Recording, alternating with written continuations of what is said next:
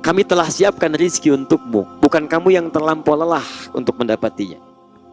Kalau Anda kesulitan mendapatkan rizki, bukan Anda kurang pintar. Gelar Anda sudah banyak, S1, S2, S3. Kenapa Anda belum mendapatkan itu semua?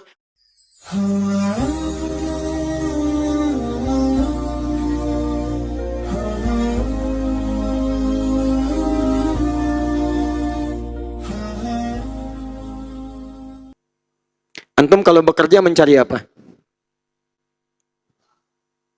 Halo? Jangan katakan Allahu a'lam. Itu kan tiap hari kita katakan. Ya, antum bekerja mencari apa? Mencari uang. Kalau sudah dapat uang, tuh bingung. Sederhana, bahasa Qurannya ringan, mencari rizki. Rizki. Di rizki itu tidak hanya uang. Ya, rizki itu berupa materi-materi yang menghadirkan kenyamanan. Pakaian itu rizki. Baik, nasi itu rizki. Makanan rizki. Coba pilih mana, uang atau makanan?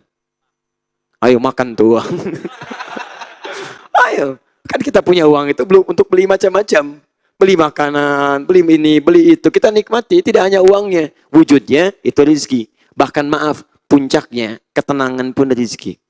Dan itu rizki yang paling dalam. Ketenangan itu yang menghadirkan kebahagiaan. Kadang-kadang ketenangan itu walaupun tidak dipegang, itu sangat menentukan kebahagiaan kita. Ayo pilih mana? Kaya tapi gelisah, atau miskin tapi tenang. Tidak ada pilihan ketiga, nggak usah maksa. Kaya tapi gelisah, atau miskin tapi tenang. Tuh. Baik, sehat baik tidak? Baik, sakit baik tidak? Baik, belum terasa baik. Sekarang pilih. Sehat tapi gelisah atau miskin tapi tenang? Sehat tapi gelisah atau sakit tapi tenang? Tuh kan? Baik, jadi dalam beberapa hal tertentu ukuran kebahagiaan kadang tidak harus diukur dengan materi. Ada beberapa bagian yang kita dapatkan. Sekarang lihat baik-baik. Saya turunkan ini, iman plus takwa. Anda mencari rezeki. Saya turunkan yang materi dulu. Baik. Rezeki ada di mana? Itu ada di mana? Itu. Anda giliran ditanya yang pas jawabannya, benar tinggal disampaikan, nggak ada pilihan, Anda katakan wallahu a'lam. Sekarang berurusan dengan dalil, Anda jawab, gitu kan? Baik, kalau tidak tahu katakan aturan dengan syariat. Rizki ada di mana? Di langit. Apa dalilnya? Quran surah 51 ayat 22. Tadi saya bacakan dalam salat Isya. Lihat sini. Wa fis sama'i rizqukum wa ma tu'adun. Dan rizki Anda, kami telah tetapkan di langit. Kami janjikan akan diberikan dan tidak akan tertukar. Jadi Anda nggak usah iseng ngambil punya orang lain. Karena punya Anda pun akan diberikan. Anda nggak ada kerjaan ngambil punya orang lain. Ingat, ngambil punya orang lain hanya membuat diri Anda gelisah. Besok-besok Anda berusaha mengembalikannya. Kalau tidak sempat Anda kembalikan, Allah yang paksa untuk dikembalikan. Bagaimanapun caranya. Kalau tidak di dunia, di akhirat nanti akan dibagi. Jadi Anda cuma kurang kerjaan kalau ngambil punya orang lain. Selain menghadirkan kegelisahan, gak percaya silahkan. Pakai sendal orang lain, bawa ke rumah. Demi Allah saya katakan, kalau tidak gelisah, tidak normal Anda. Pasti gelisah. Dan Anda cuma bikin capek diri sendiri. Besok-besok, itu akan diambil lagi. Kalau tidak Anda yang secara sadar mengembalikan saat tobat, atau Allah yang akan mengambil dari diri Anda tanpa Anda kadang-kadang memahaminya. Kadang ditangkap, kadang begini, dikembalikan lagi. Kadang kalau sudah bercabang hartanya, kena TPPU. Ya, awas, kena ambil. Saking sayangnya Allah, kamu itu makhluk baik. Jangan ngambil yang tidak baik. Khawatirnya pulang kotor nanti. Diambil, dibersihkan semuanya. Setiap kecil-kecilnya diambil. Dipesantrenkan. Ada yang di Sukamiskin. Ya, ada yang di mana-mana. Supaya belajar. Kalau Anda sudah berada di pesantren yang sangat spesifik, dibimbing spesifik, ada yang bimbing, ada yang macam-macam, nggak bisa keluar dari situ, belum bisa membuat Anda jadi baik, Anda butuh kemana lagi supaya jadi baik? Paham ya? Jadi jangan mengerjakan sesuatu yang tidak ada kerjaannya. Jangan membuang energi pada sesuatu yang tidak penting. Dan jangan mengomentari sesuatu yang sudah diatur. Ini kata orang bijak, kalau sesuatu sudah jelas aturannya, Anda jangan bikin aturan baru atau mengomentarinya. Karena tidak ada kerjaan, buang-buang waktu. Alhamdulillah, hari ini matahari terbit dari timur. Emang pernah dari barat? Bikin status. Kadang-kadang. Ceklik, sedang taklim. Emang sedang ngapain? Jadi kalau sudah jelas, sudah fokus saja, lihat baik-baik, pahami. Rizki di mana? langit. Dan Allah sudah membuat statement, saya janjikan akan diberikan. Anda tinggal di mana? Bumi. Sekarang kita di mana? Bukan, kita di Anur, di Bio Farma. Ini bumi. Rizki di langit, manusianya di bumi. Ya Allah, bagaimana kami mendapatkan rizki? Rizkinya di langit, kami di bumi. Maka diturunkan oleh Allah ke bumi supaya kita dapatkan. Quran surah kedua ayat 29, paling kanan sebelah bawah. Huwallazi khalaqalakum ma fil ardi jami'a. Baik, maka kami jadikan rizki yang di langit ini, kami buat semua turun ke bumi. Ada di bumi. Anda tinggal ngambil. Ya. Ada di bawah gunung, ada mineral, ada di laut, ada ikan banyak, gitu kan? Daratan, lautan, ada yang di udara, ada yang macam-macam. Baik ya. Hadir dalam kehidupan kita. Kita pijak, kita dapat. Jadi teman-teman, kita tinggal di bumi, rezeki diturunkan ke bumi. Jadi, rezeki di langit, turun ke bumi. Baik. Tadi kita di mana? Sekarang di mana? Di Anur. Anur di mana? Jos di bumi ya, Bandung gitu kan. Bandung kan bagian dari bumi. Ya. Kecuali Bekasi. Ya. Bekasi bagian dari bumi yang spesial. Bismillah. Lihat sini baik-baik teman-teman. Bandung. Jadi ketika rezekinya di langit, kemudian diturunkan oleh Allah kemana? Bumi, ke Bandung. Belum tentu ke Bandung, karena bumi itu luas. Bandung bagian dari bumi. Tapi bumi tidak semuanya Bandung. Rezeki Anda, maaf, Anda orang Bandung. Tapi mungkin rezekinya di Jakarta. Nih. Jakarta bagian dari bumi? Bagian dari bumi. Maka apa yang harus Anda lakukan? Teman-teman, lihat baik-baik. Turun Quran surah kedua ayat 168. Posisi paling kanan sebelah bawah. Ini ketentuan umum. Saya mau hubungkan ke sini. Lihat ya. Perhatikan baik-baik. Rizki di langit, turun ke bumi, tinggal di Bandung, rizki turun di Jakarta. Apa yang harus dilakukan? Ya ayyuhan nas, hei manusia. Kalau ada kata nas di Quran, maka umumnya makna kalimat ini bermakna universal. Mencakup baik bagi orang beriman ataupun bukan. Maka hukumnya jadi umum. Hei manusia, sepanjang jadi manusia berlaku hukum ini. Awas hati-hati. Ahkamullahi fil kaun. Hukum Allah berlaku universal di bumi. Perhatikan. Kulu mimma fil ardi halalan tayyiba. Kalau Anda ingin mendapatkan rezeki, silahkan ikhtiar. Diungkapkan dengan kalimat kulu, cari makan. Cari makan, silahkan cari makan. Kenapa menggunakan kata kulu? Ini ungkapan dalam bahasa Arab termasuk di umumnya ungkapan kita. Karena orang kalau mau cari rezeki umumnya menjawab akan cari makan. Ya, mana? Cari makan dulu. Bahkan ada yang kemana? Mencari sesuap nasi. Masya Allah. Padahal ketika makan nggak sesuap ya. Ya, kok 3 suap? Kan tadi sesuap. Masya Allah. Banyak. Makanya menggunakan kata kulu. Dalam bahasa Indonesia disebut dengan sinekdok pas prototo. Disebutkan sebagian, dimaksudkan keseluruhannya. Garuda melawan macan Asia. Kalah penalti 2-3. Gitu kan? Misal, yang main bukan Garuda. Baik ya? Tapi sebagian dari itu diambil untuk mewakili. Gitu kan? Kemudian kumpulan orang-orang yang bermain. Kalau lawannya disebut dengan sinekdok totem proparte. Keseluruhan mewakili sebagian. Indonesia melawan Malaysia. Masya Allah, apa yang main bulu tangkis semua orang Indonesia lawan orang Malaysia? Tidak. Hanya si fulan, hanya si fulan. Tapi disebutkan dengan kalimat yang umum. Dalam bahasa balaghah, yang pertama disebut zikrul ba'di yuradu bihil kullu. Yang kedua disebut zikrul kulli yuradu bihil ba'd. Paham? Baik, maka disebutkan cari makan. Menunjuk pada aktivitas pencarian rezeki. Kalau mau cari, jangan serakah kata Quran. Mimma, min, menunjuk pada tabaid sebagian. Anda nggak bisa jadi penguasa bumi. Kalau Anda ingin tenang mencari rezeki, kaidah pertama, cari yang sesuai kebutuhan Anda. Jangan semua ingin dikuasai. Bisnis semua ingin diambil. Usaha semua ingin didapatkan. Capek Anda. Makanya kalimatnya menggunakan min, mimma fil ardi. Silahkan. Rumus cepatnya, cari. Ikhtiar. Jadi kalau Anda ingin rezeki tidak ikhtiar, Anda nggak akan mendapatkannya. Memang rezeki diatur oleh Allah, turun dari langit ke bumi. Tapi cara mendapatkannya mesti dengan ikhtiar. Ini poinnya. Kalau Anda nggak ada ikhtiar, nggak akan dapat Anda. Nggak akan dapat. Paling-paling nanti di ujung-ujung Anda sakit, baru rezeki datang. Itu pun dengan ikhtiar Anda, sakit. Saya nggak usah cerita dulu supaya waktunya nggak habis. Nanti saya turunkan. Nah, sekarang lihat.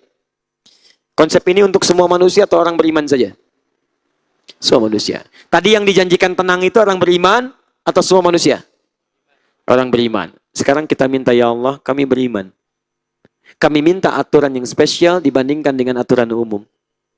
Maka bagi orang beriman diturunkan Quran surah kedua ayat 172. Posisi paling kiri. Agak ke pertengahan. Lihat, tadi ya ayuhan nas, sekarang ya ayyuhalladzina amanu. Hei orang-orang yang telah menyatakan dirinya beriman. Hei orang-orang beriman. Yang tidak beriman, tidak hai. Hanya untuk orang beriman saja. Lihat. Yang tadi, kulu mimma fil ardi halalan tayyiba. Yang ini, kulu min tayyibati ma razaqnakum. Masya Allah. Satu, cara bacanya dari belakang. Ma razaqnakum. Untuk orang beriman, kami yang siapkan rezekinya. Bukan kamu yang terlampau lelah mendapatinya. Lihat baik-baik. Cara bacanya, ma razaqnakum. Awalkan dulu. Kami telah siapkan rezeki untukmu. Bukan kamu yang terlampau lelah untuk mendapatinya. Jadi kalau Anda benar-benar beriman kepada Allah, rezeki Anda akan dimudahkan. Tapi kalau Anda merasa beriman rezekinya sulit, coba cek. Mungkin turunan dari iman ini yang belum Anda kerjakan. Kalau Anda kesulitan mendapatkan rezeki, bukan Anda kurang pintar. Gelar Anda sudah banyak. S1, S2, S3. Kenapa Anda belum mendapatkan itu semua? Bukan karena kurang pintar, teman-teman. Mungkin Anda kurang iman. Itu. Mungkin Anda kurang sholat. Mungkin Anda kurang berbuat taat. Turunkan. Paham ya? Tuliskan lagi. Lihat. Kulu min tayyibati. Perhatikan baik-baik. Pada yang pertama, halalnya disebut. Pada yang kedua, halal tidak disebut. Pertama, ya ayuhan nasu, kulu mimma fil ardi halalan tayyiba. Yang ini, ya ayyuhalladzina amanu, kulu min tayyibati. Halalnya dibuang. Kenapa kalimat halal dibuang ketika ditunjuk pada yang beriman? Karena karakter orang beriman, imannya akan otomatis mengarahkan dia pada yang halal. Otomatis, jadi nggak usah disebutkan lagi. Jadi kalau Anda merasa beriman kepada Allah, kemudian Anda mencari yang haram, ada yang salah di iman Anda. Ada yang salah. Ada yang keliru. Mohon maaf, Anda menyatakan diri beriman, tapi korupsi juga. Anda menyatakan diri beriman, mencuri juga. Ada yang salah di iman Anda. Karena orang beriman itu tidak akan menyentuh yang haram. Otomatis imannya membawa kepada yang halal. Kalau sudah seperti itu, bedanya dalam kalimat tayyib. Yang satu, tayyibnya satu. Tayyiba. Tunggal. Mufrad. Nakirah, mufrad. Yang kedua, tayyibat. Jama'. Kata tayyib bila disebutkan dalam bahasa Arab, itu tidak melulu menunjuk pada kuantitas, tapi kualitas. Kualitas dalam rezeki disebut berkah, keberkahan, berkah. Jadi kalau Anda mencari tanpa iman, kalaupun kelihatan banyak, tapi dalam pandangan Allah tayyiban, cuma satu. Masya Allah. Makanya kalaupun rekeningnya banyak, ya Masya Allah. Bukan cuma rekeningnya, isinya juga banyak. Ya bank ini sekian, bank ini sekian, bank ini sekian. Tapi tetap, karena tidak dicari dengan iman, mencarinya hanya dengan nafsu saja, tidak dengan iman. Dalam pandangan Allah tayyib. Karena tayyib cuma satu. Karena satu masih merasa sedikit. Akhirnya nggak pernah merasa cukup. Cari lagi, cari lagi, cari lagi. Berangkat gelap, pulang gelap. Yang paling hebat, di rekening harta sudah miliaran. Kedudukan sudah tinggi. Masih korupsi juga. Apa yang mau dicari? Padahal kalau hitungan kita kelihatan banyak. Tapi kok tidak bernilai? Barangkali bukan karena tidak punya. Barangkali lemah ini. Bukan kurang kaya, kurang iman. Itu poinnya. Jadi kalau orang beriman itu mohon izin beda dengan yang ini. Anda cari tanpa iman, dapatnya kelihatan banyak. Tapi tidak tenang hidup Anda. Demi Allah saya katakan, dulu orang kaya banyak. Lebih kaya dari orang sekarang. Tapi saking tenangnya luar biasa. Sesibuk apa sih orang dulu? Sibuknya luar biasa. Tapi teman-teman masih sempat tahajud sampai khatam Quran malamnya. Padahal paginya bisa ekspor impor. Tapi tidak bisa meninggalkan ibadah sunnahnya. Tidak bisa meninggalkan ibadah sunnahnya. Salat sunnah masih dikerjakan. Al-Quran masih dibacakan. Malam masih sempat tahajud. Antum tuh kurang apa? Sibuk apa? Berangkat gelap. Pulang gelap. Masya Allah. Sama burung aja masih kalah. Burung berangkat pagi, pulang sore, rezeki cukup untuk keluarga. Antum berangkat gelap, pulang gelap, berangkat anak tidur, pulang anak tidur. Capek nyari ini, nyari itu. Tapi kok nggak cukup-cukup? Apa sih yang mau dicari? Dulu orang-orang sahabat Nabi, Bahkan saya kasih contoh Utsman aja lah paling gampang. Radhiyallahu ta'ala anhu. Sahabat Nabi, sangat dekat dengan Nabi. Istrinya, putri Nabi, dua malah. Nikah satu, meninggal, nikah lagi dengan satu lagi. Kemudian disayang oleh Nabi. Sangat tawadhu, sangat pemalu. Saking pemalunya malaikat Jibril turun, kata Nabi, malu kepada Utsman. Yang paling hebat, maaf, kata Nabi, masuk surga tanpa hisab. Yang paling hebat, kayanya luar biasa. Bisnis, asetnya masih ada sampai sekarang. Yang paling hebat, maaf, tidak sanggup meninggalkan ibadah sunnahnya. Utsman masih puasa, bahkan meninggalnya dalam keadaan puasa. Utsman masih tahajud, bahkan tahajud sampai khatam Quran. Demikian kata Imam An-Nawawi dalam kitabnya At-Tibyan fi Adab Hamalatil Quran, cetakan Darul Kutub Al-Islamiyah, warna merah marun, halaman 38, posisi paling kanan sebelah atas, dari 1 sampai 2. Teman-teman, bandingkan dengan antum. Sahabat bukan. Bukan. Tabi'in bukan. Bukan. Antum ada jaminan surga di lisan Nabi? Tidak ada. Pernah menikah dengan putri Nabi? Tidak. Masya Allah. Sepemalu apa antum? Apakah malaikat Jibril turun malu lihat antum? Sekaya apa dibanding Utsman? Ada aset antum yang dibanggakan sampai sekarang? Sesibuk apa sih Anda? Sahabat bukan, tabiin bukan, ulama bukan, surga belum jelas, amalan berantakan, bisa menegangkan, gak pernah nikah dengan putri Nabi. Masya Allah, sesibuk apa sih? Sampai jangankan sunnah, sholat fardu terlambat. Quran gak sempat baca, update status cuman Al-Quran, Al-Quran, Al-Quran. Quran gak pernah dibaca. Tapi kalau ditanya cita-cita, surga Firdaus, tanpa hisab. Bersama Nabi. Luar biasa. Terlampau lelah kayaknya. Susah. Nih, tayyib. Tapi kalau sudah dapat berkah, Masya Allah, sedikit pun rasanya nikmat. Makanya kalimatnya orang yang mendapat rezeki dari Allah, orang beriman, ma razaqnakum. Ketika ma razaqnakum, kulu min thayyibat. Kalimat thayyib dijamakkan jadi thayyibat. Jadi kalau mendapatkan langsung dari Allah, yang kelihatan sedikit kata manusia, tapi berkahnya ada. Karena berkah itulah kemudian apa yang terjadi. Teman-teman, dia selalu merasa cukup. Cukup. Nikmat gitu. Orang lain 100 juta, dia cuma 100.000. Tapi awet. 1 bulan gak habis-habis. Betul, karena ada berkah di dalamnya. Saya pernah ke wilayah Telas di Jawa Tengah. Susah nyari di Google, Telas habis. Telas itu bahasa Jawa, artinya habis. Habis. Jadi kalau cari di Google pun nggak ada stok di Google, nggak akan ketemu tuh. Saya naik ya ke atas, ke bukit. Saya pernah kisahkan ini dalam beberapa kesempatan. Untuk mengantar putra kami yang ingin memelihara kambing kecil itu. Pengen ngasih makan kambing. Saya dapat info ada orang soleh di tempat itu, saya datang. Begitu ke sana saya lihat, Masya Allah. Kehidupan bersahaja. Paling sebulan kisaran 100.000. Tapi ketika kami datang disambut dengan makanan yang diada-adakan. Ada ikan, ada ini, ada macam-macam. Yang paling luar biasa, saya terpaku diam. Dan saya meneteskan air mata beberapa saat. Saya bilang, mana kambingnya? Itu di belakang. Kita lihat, Masya Allah, kambingnya itu bersih, Pak. Bersih ya, putih. Putih.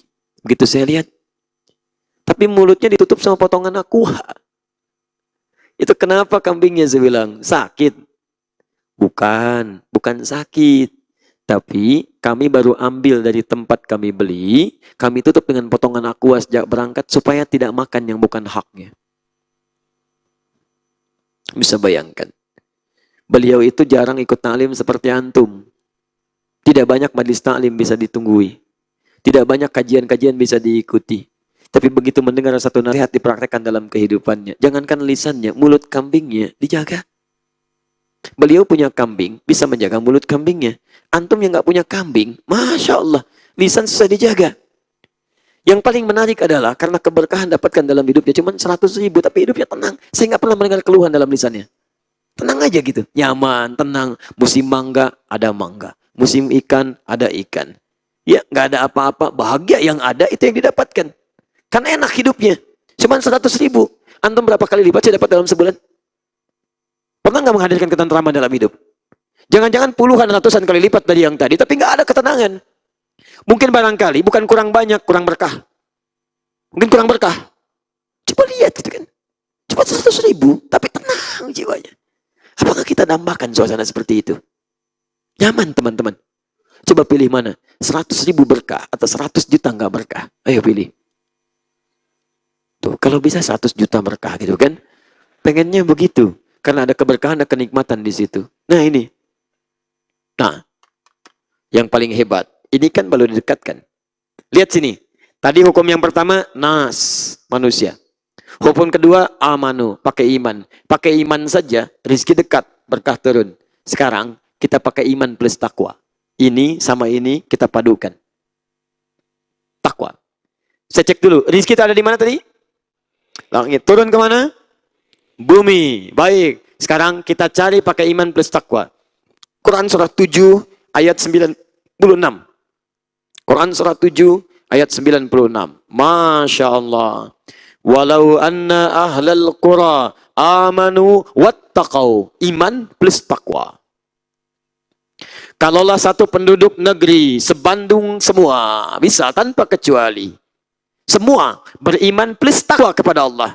Walau anna ahlal qura amanu wattaqau. Sekarang iman plus takwa. La fatahna alaihim barakatim minas sama'i wal ard. Kami akan buka semua pintu keberkahan. Bukan kalimat thayyibat lagi, pintu keberkahan, berkah yang disebutkan. Kami buka pintu keberkahan di langit dan di bumi. La fatahna alaihim barakatim minas sama'i wal ard. Kami jamin, kami berikan rezeki terbaik dengan penuh keberkahan. Kami buka pintu langit dan bumi.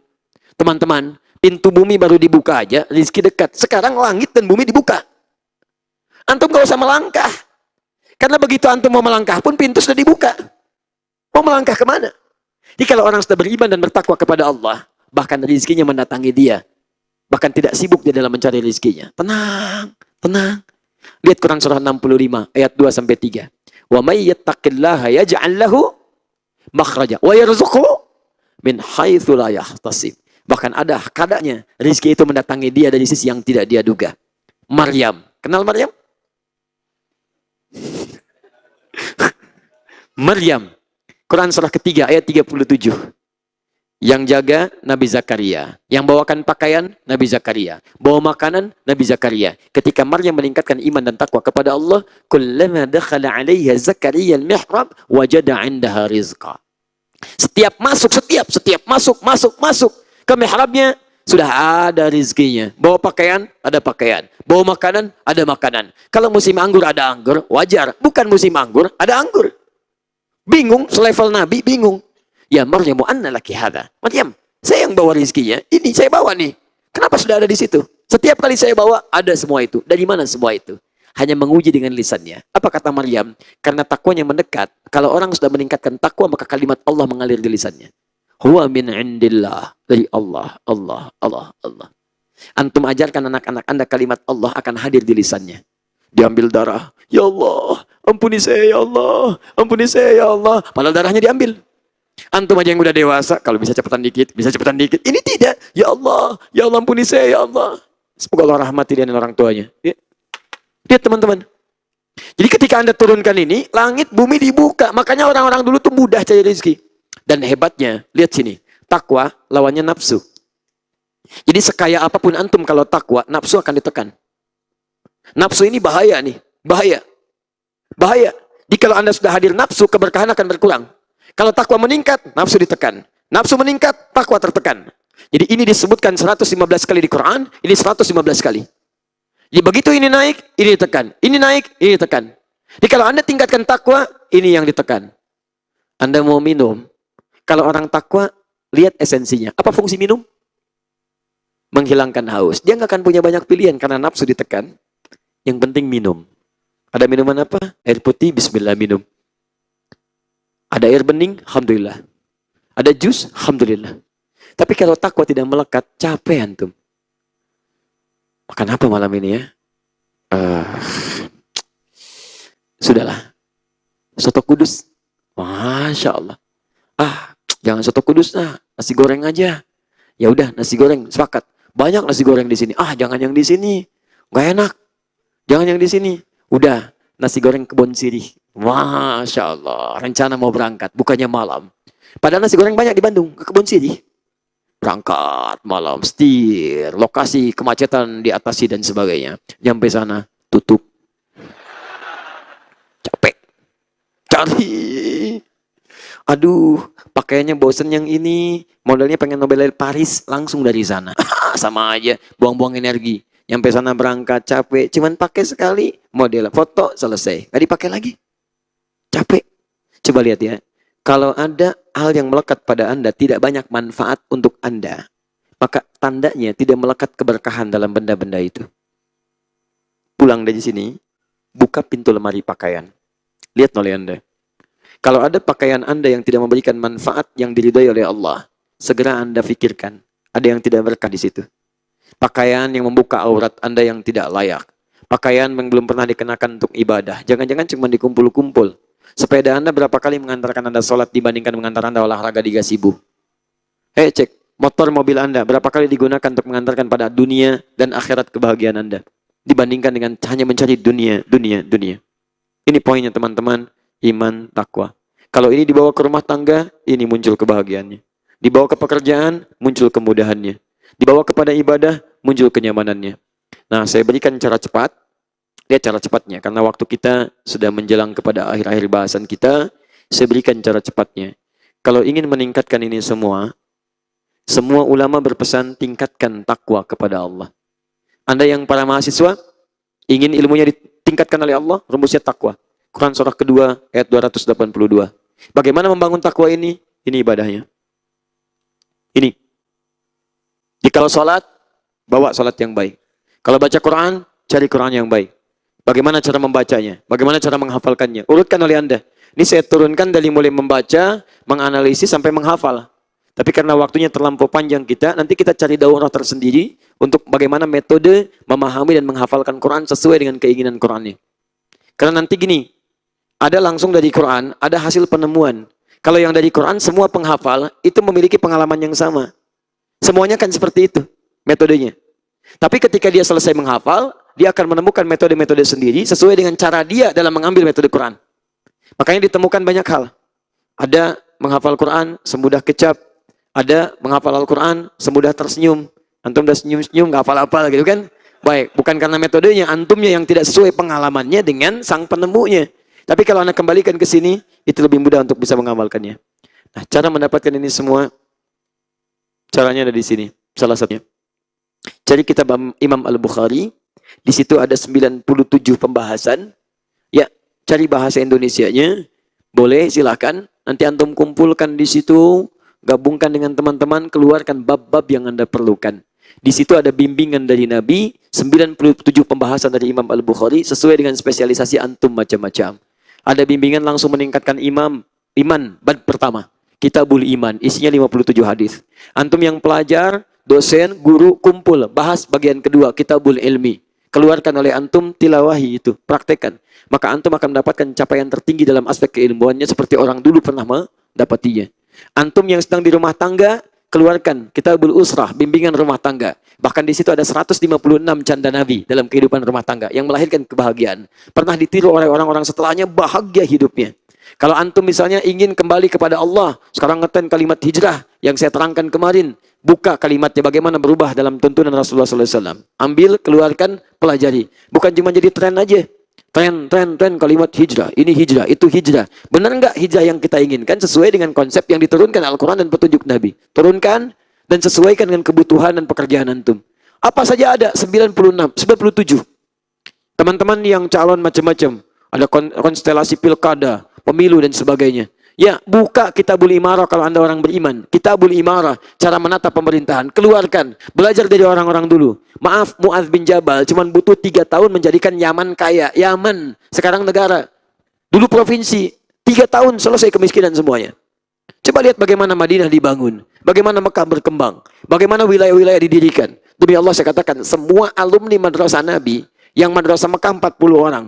As-sabiqunal awwalun, kemanapun dia berpijak, jadi daerahnya. Amr bin As ke Mesir, lewat ke Libya, kemudian menembus Tunisia, sampai ke Maroko, ke Aljazair, terus berhenti di Syam. Coba lihat sampai sekarang, bukankah Mesir Islam, bukankah Libya Islam, Tunisia Islam, Maroko Islam, Aljazair Islam, bahkan dulu Dalam keadaan konteks yang dulu iman semakin kuat, takwa meningkat, dikuasai Afrika Utara. Sampai dikirim utusan, gubernurnya Musa bin Nusir. Dikirimkan Tariq bin Ziyad ketika orang Spanyol minta mengatasi Raja Rodrik. Dikirimkan pasukan 10.000 orang. Berhenti di Selat Gibraltar. Dengan keimanan dan ketakwaan dibakar semua kapalnya. Kata Tariq bin Ziyad, di depan kalian ada syahid, di belakang ada kematian. Kalau ingin mati, ayo ke belakang. Kalau ingin syahid, ayo ke depan.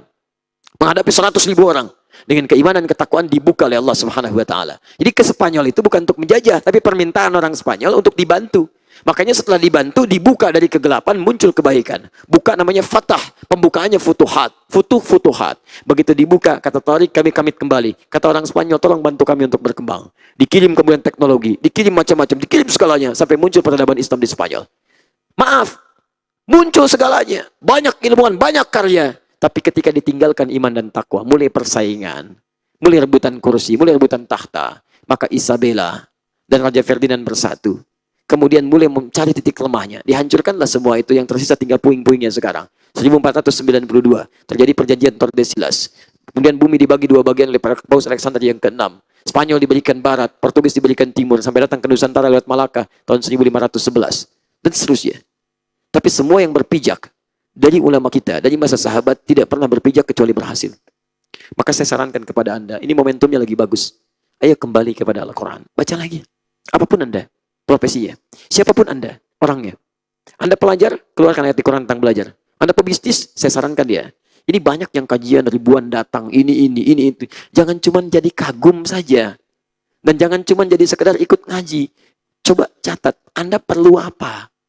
Kalau bisa teman-teman pengusaha kumpul, pengusaha pebisnis. Sesama orang beriman kumpul. Keluarkan ayat-ayat hadis tentang bisnis, tentang usaha. Antum kumpul tilawahi. Baca, amalkan. Sesuai prosesi antum. Yang pelajar, yang dosen kumpul ayat-ayat ilmu, bahas lagi. Bahas. Kemudian maksimalkan. Kita akan mencapai kebahagiaan dan kenyamanan dalam berkehidupan itu. Dan ketika Anda belajar ini, Anda praktekkan, Anda dapat pahalanya. Itu yang mengantarkan Anda ke surga. Jelas insya Allah? Jelas ya? Jadi mohon izin turunannya ini butuh beberapa SKS ini untuk ini semua. Tapi saya sederhanakan supaya nggak terlampau panjang. Ya, dan tidak terlalu lebar penjelasannya. Panjang kali lebar sama dengan luas, semakin luas nanti semakin tidak nyaman, gitu kan? Untuk mendapatkan materinya. Saya berikan paling maksimal sampai jam 9. Kita punya 14 menit dari sekarang. Ya, paling maksimal. Jadi saya jawab dulu pertanyaan antum, lalu coba kita akhiri. Saya simpulkan, bahagia yang hakiki itu adalah kebahagiaan yang kita bisa mengikuti petunjuk dari Allah Subhanahu wa taala dalam Al-Qur'an juga tentu dan Nabi. Maka yang pertama, kebahagiaan di dunia hanya Allah akan lekatkan pada orang beriman. Kebahagiaan sesungguhnya hanya Allah turunkan pada orang takwa. Jadi jika Anda ingin bahagia dalam kehidupan dunia, maka jadikan iman Anda menguat, latih dengan ibadah, dan jadikan takwa Anda meningkat, latih dengan ketaatan kepada Allah Subhanahu wa taala. Rumusnya gampang singkatnya. Tingkatkan ibadah, jauhi maksiat. Tingkatkan taat, jauhi maksiat. Maka selesai kesedihan Anda, hilang kegalauan Anda. Turun ayat, lihat. Fala khaufun alaihim walahum yahzanun. Quran surah kedua ayat 38. Faman tabi'a hudai, siapa yang mau mengikuti petunjukku, fala khaufun alaihim walahum yahzanun. Saya jamin hidupnya tidak akan pernah gelisah, saya jamin hidupnya tidak akan sedih. Tidak gelisah artinya tenang, tidak gelisah, tidak sedih artinya tenang. Tidak gelisah artinya tenang, tidak sedih artinya senang. Jadi hidupnya senang, hidupnya tenang. Kemudian itu semua ketika dikerjakan karena Allah akan mengantarkan kita pada kebahagiaan hakiki yang ada di surga. Saya mohon maaf, sebetulnya ada turunan. Tapi turunan ini belum saya turunkan karena terbatas kita waktu. Mungkin nanti insya Allah kita bahas lagi. Karena orang hebat itu dia akan membuat peta kebahagiaan. Bukan cuma pengen bahagia. Kalau dia ingin di surga, dia akan bikin surga yang mana yang mau saya tuju. Saya pengen bahagia di surga ini. Maka dia turunkan surganya. Kemudian dia turunkan ke bumi menjadi, maaf, karakteristik kehidupannya. Antum pernah ada tulisan di rumah, baiti jannati, rumahku, surgaku. Pernah? Rumahnya yang surga, orangnya belum tentu. Nah, bagaimana menjadikan rumah Anda surga? Turunkan dulu jadi surganya. Surga ini, surga ini, surga ini. Turunkan aturannya ke bumi, ke rumah Anda. Ya, kita jawab dulu. Saya mohon izin, saya dapat pesan dari panitia. Ada yang sudah masuk lewat media online. Yang masuk ke panitia, saya coba bacakan dulu ya. Kita ambil satu, nanti ambil satu dari kertas. Bismillah. Baik, pertanyaan pertama kita coba bacakan. Assalamualaikum warahmatullahi wabarakatuh. Assalamualaikum warahmatullahi wabarakatuh. Baik, Ustadz, Ana bekerja sebagai jasa pose gaya foto kostum. Baik, jasa pose gaya foto kostum. Kita baca dulu lah. Seperti Ana memakai kostum robot, badut, karakter, dan lain-lain. Jadi antum pakai baju robot, baju badut, terus foto sambil gaya gitu ya. Baik. Pekerjaannya konsumen foto bareng sama Ana dalam keadaan pakai kostum. Masya Allah. Bahagia antum. Sudah difoto lalu bayar seikhlasnya ke Ana. Kebanyakan yang minta foto itu anak-anak, tapi kadang-kadang ada juga akhwat yang genit. Pengen difoto sama kostum yang Ana pakai.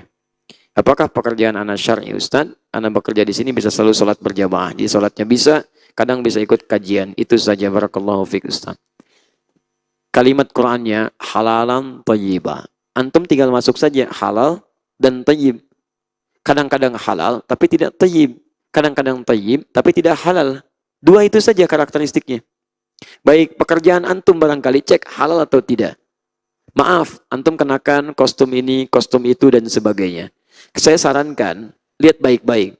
Kalau pekerjaan itu bisa mengambil yang baik, maka itu lebih baik dibandingkan mengambil yang kurang baik. Pekerjaan antum kalau dilihat dari sisi halal, maksiat tidak. Oh, tidak ada maksiat, berarti halal. Ada maksiatnya, berarti haram. Kapan haramnya? Saat maksiat itu dikerjakan. Antum pakai kostum misalnya. Ya begitu pakai kostum, ada di foto. Sampai situ, pakai kostumnya, pekerjaan masih halal. Tapi ketika ada yang bukan mahram, foto dengan antum, hadir di samping antum, walaupun menggunakan kostum macam-macam, baik, itu masuk dalam suasana ikhtilaf, maka diharamkan di situ. Jelas ya? Tayyib tidak. Ukuran tayyib itu apa? Bermanfaat buat Anda, tidak merendahkan martabat Anda, menghadirkan kenyamanan bagi Anda. Coba cek ketika Anda gunakan itu, rendah tidak martabat Anda. Ketika Anda gunakan itu, nyaman tidak perasaan Anda. Ketika Anda gunakan itu, tentram tidak keadaan Anda. Baik, begitu diketahui siapa identitas Anda, Masya Allah. Begitu dibuka, foto dong, badut. Masya Allah. Padahal bukan. Foto dong, fulan. Padahal bukan. Jadi saya sarankan, rezeki tidak akan tertukar. Kalau saya boleh memilih, menurut saya, lebih baik Anda hindari yang seperti itu. Karena tidak banyak manfaatnya. Lebih mendekat kepada madaratnya. Jelas ya? Baik. Kecuali pada hal-hal yang sifatnya ada manfaat-manfaat yang barangkali terkait dengan proyek tertentu. Ya, misal ingin memperkenalkan tentang bahan tertentu. Ya, ingin memperkenalkan tentang karakter tertentu yang memang ada manfaat dalam kehidupan. Ya, maka itu barangkali persoalan yang berbeda. Kalau saya sarankan, Anda berusaha mencari yang lain. Karena walaupun halal, belum tentu menjadi thayyib.